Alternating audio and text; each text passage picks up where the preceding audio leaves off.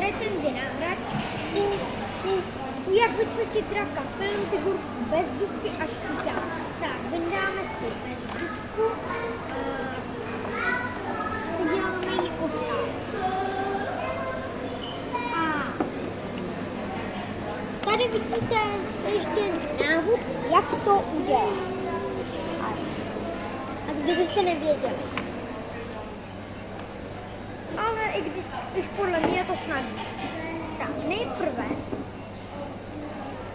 přiděláte ocas. Rozděláte nohy.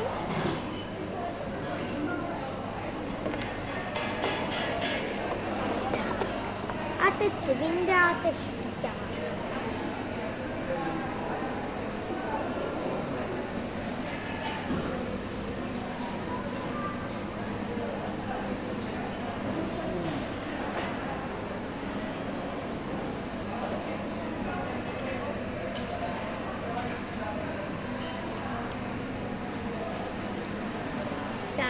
Teď se podíváme na figurku bez zubky.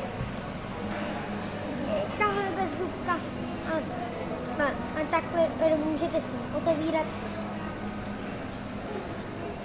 Neumí vydávat zvláštní zvuky a tak, ale jak se podíváte, tak má velice dlouhé křídla a je velice realistická.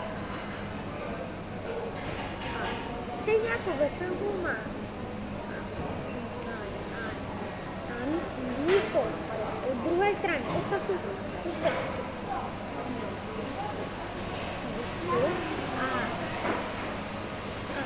a vypadá a velice robustní. Štíťák má velice dobré rysy a střídáme takový zvuk podobný jako ve filmu.